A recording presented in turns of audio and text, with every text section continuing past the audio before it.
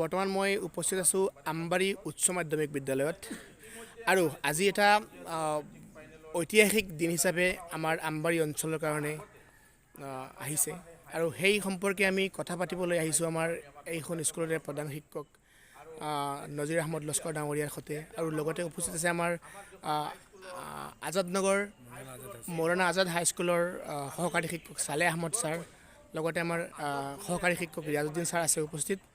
আমি জানিব বিচাৰিম ছাৰ আজি মই প্ৰথমে ছালেহ আহমদ ছাৰৰ পৰা জানিব বিচাৰিম ছাৰ আজি এটা ঐতিহাসিক দিন আমবাৰীৰ কাৰণে। আমবাৰী উচ্চ মাধ্যমিক বিদ্যালয়ে চেণ্টাৰ পাইছে 2022 ফেব্ৰুৱাৰী মাহত যিটো HSLC এক্সামিনেশ্যন হ'ব এইখন চেণ্টাৰৰ পৰা হ'ব, কি ক'ব ছাৰ আমাক? প্ৰথমতে আছাম টুডেৰ আপোনাৰ দৰ্শকসকলক মই ধন্যবাদ জনাইছোঁ আৰু এইটো এটা ঐতিহাসিক দিন হয় আমবাৰী অঞ্চলৰ কাৰণে এটা গৌৰৱোজ্জ্বল দিন যে বহু বছৰ কষ্টৰ বিনিময়ত আমি চেষ্টা কৰি আছিলোঁ, চেষ্টাৰ বিনিময়ত আজি আমবাৰী উচ্চ মাধ্যমিক বিদ্যালয়ে মেট্ৰিক পৰীক্ষাৰ চেণ্টাৰ পালে। সেইকাৰণে মই সেৱা কৰ্তৃপক্ষক আৰু বিশেষকৈ অসম চৰকাৰক মই ধন্যবাদ জনাইছোঁ।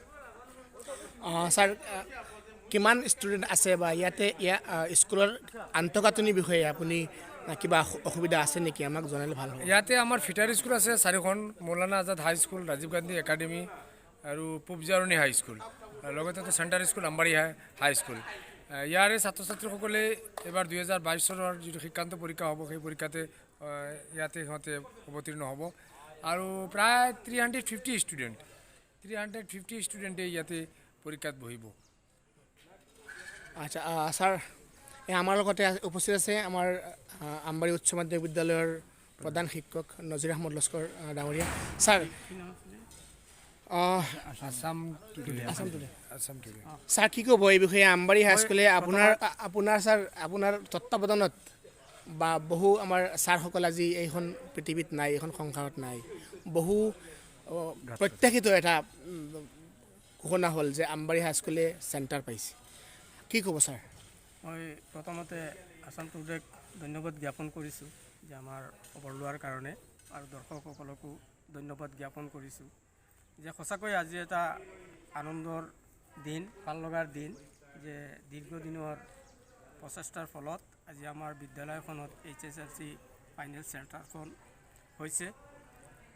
এই বিদ্যালয়খনত যথেষ্ট ল'ৰা ছোৱালীয়ে অধ্যয়ন কৰি আছে, কিন্তু দূৰ দূৰান্তত গৈ পৰীক্ষা দিবলগীয়া হয়।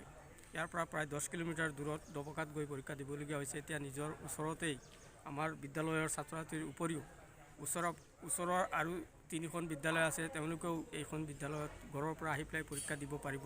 সেইটোৱেই ভাল লাগিছে আৰু বিশেষকৈ মই এই ক্ষেত্ৰত সেৱা তথা আসাম চৰকাৰৰ লগতেই আমাৰ MLAও যথেষ্ট সহায় সহযোগিতা এই চেণ্টাৰখনৰ কাৰণে আগতে কৰিছে, গতিকে মই তেখেতকো ধন্যবাদ জ্ঞাপন কৰিছোঁ। আৰু মোৰো বেছি দিন নাই, প্ৰায় 3 বছৰমান আছে। মই আটাইতকৈ সুখী যে এই বিদ্যালয়খন মোৰ হাততেই প্ৰাদেশিকৃত হৈছে। আমাৰ ইয়াত এখন হায়াৰ ছেকেণ্ডাৰী হৈছে আৰু বৰ্তমানে এখন HSLC চেণ্টাৰো হৈছে, গতিকে মই সকলোকে ধন্যবাদ জ্ঞাপন কৰিছোঁ। ধন্যবাদ ছাৰ।